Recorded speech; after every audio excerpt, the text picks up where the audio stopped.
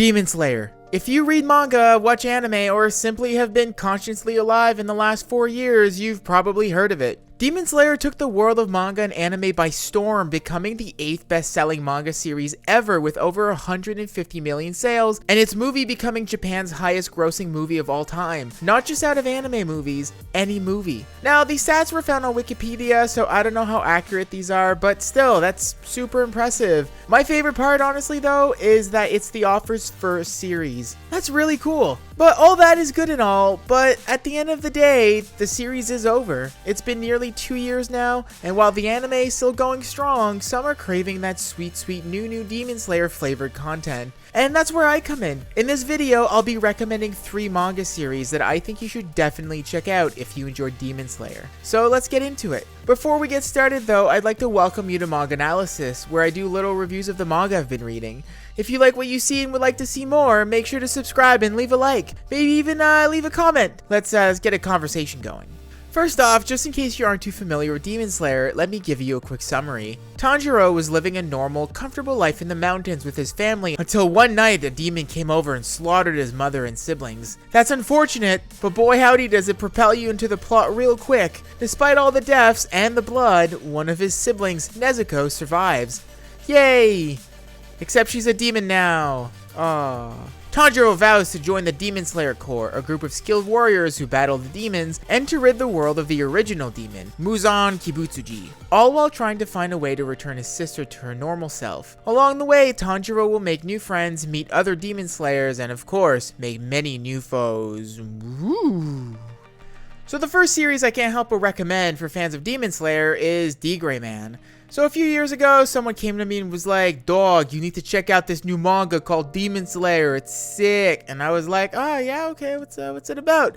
And they were like, "Alright, so there's this kid who's on a quest to rid the world of demons, which were once human, by killing the guy who makes demons because he killed his family and turned his sister into a demon. Then the kid joins this badass organization called the Demon Slayer Corps, which has all these super cool warriors who kill demons, and it's super rad and super epic." Obviously, I thought of D-Gray-man immediately. Why? Check this out. D-Gray-man is about a kid, Alan Walker, who is on a quest to rid the world of Akuma, demon-like monsters, who were also once human, by killing the guy who makes Akuma because he killed his father and turned him into one. He then joins the Black Order, a badass organization that has tons of super cool warriors, tasked with ridding the world of Akuma. It's also super rad, and it's super epic. So, yeah, if the plot of Demon Slayer is what got you into it, then I can almost assure you that the plot of D-Gray-man has got a little something for you too. All jokes aside, despite their similarities, they do have very different tones. While I found Demon Slayer to have tons of positive vibes and an overall joyful atmosphere and all-around wholesomeness, D-Gray-man is a lot darker, a lot more gothic, which lends itself really well to its aesthetic. I would even go as far as calling D-Gray-man pretty bleak.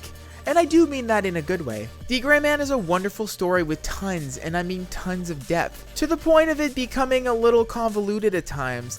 This is not to say that Demon Slayer is lacking in the depth department, but it is a fairly straightforward story with a little bit more of a black and white, good versus evil arrangement to its characters. At the beginning, it seems D-Gray-man would follow that trend, but you quickly realize that nothing's really what it seems.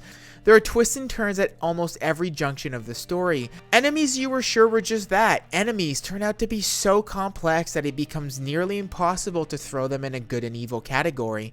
Same for the friends Alan makes along the way. Some start off as clear shonen staples of friendship, only to become some of Alan's biggest obstacles later on. Despite that, it's still difficult to clearly say that they've become evil characters, because at the end of the day, D-Gray-man's scale is so large that it simply goes beyond all that. Finally, I'd just like to talk about Alan Walker, who is in my opinion one of the most interesting characters ever written in a manga.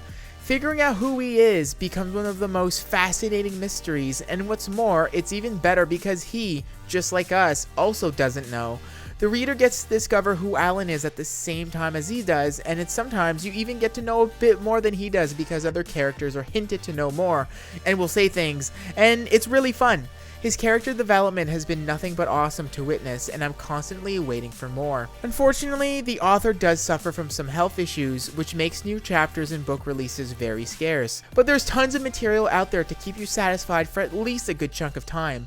Also, side note, D. Grayman has some of my favorite art in manga, so I'd feel good recommending it solely based on that. The next title I'd like to recommend to Demon Slayer fans is Origami. This one is pretty different from Demon Slayer, well, a lot more than D. Grayman was.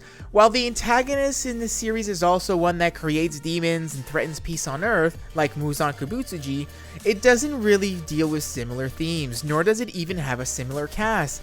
But when I was watching Demon Slayer, I couldn't help but be reminded of Origami. The story takes place with Yato, a lesser god who spends his time doing odd jobs for humans in order to increase his god status. One day, Hiyori, a normal high school girl, gets hit by a car and instead of dying, gains the ability to see spirits and gods. With the help of Hiyori and his spirit weapon, a young boy named Yukine, Yato hopes to reach new levels of godhood. I mentioned earlier that the antagonist from Origami was similar to the ones found in Demon Slayer and D. Grayman, and that still stands. In this case, the baddie is called the Creator, a mysterious entity that creates demons and wreaks havoc on both the god realms and the human realms. What's really cool about the Crafter is how much of a slow burn his introduction is to the story. Firstly, it takes a while before we're even introduced to his mischief. Origami sort of starts with a bad guy of the week sort of plot, but slowly hints that there's something more behind the scenes. And slowly we start getting a little bit more information on who this Crafter is, what he does, and why he does what he does. Even 23 books later, I still don't know entirely what's up with this dude, and it's great.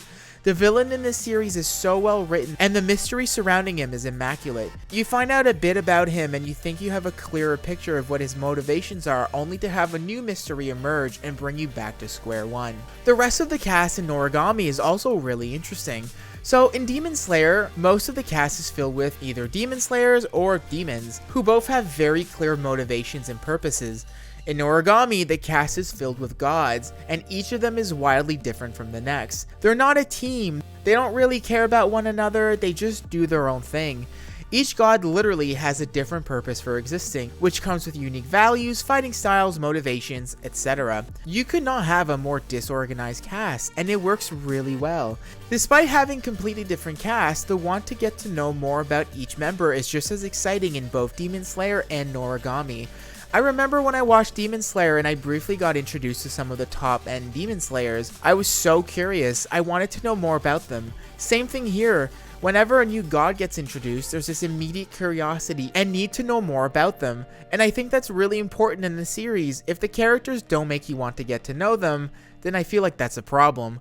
So, I know I just spent a good amount of time essentially describing how different these two series are, but I still feel like Origami would be enjoyed, at least appreciated by fans of Demon Slayer. This one was hard to put into words. It made a lot more sense in my head when I was preparing this script, and in my heart, I guess, but still, I recommend you check it out. Finally, the third manga series I think I'd recommend to a Demon Slayer fan is My Hero Academia. Yes, I know, it sounds lazy. Of course you'd recommend a manga that has the same demographic, that was published in the same magazine, and that was met with the same kind of viral success as Demon Slayer. But I'm going to focus on one specific thing about My Hero Academia, and that's Izuku Midoriya, or Deku, or the protagonist. Tanjiro and my boy Deku could be best friends. Nay, would be best friends.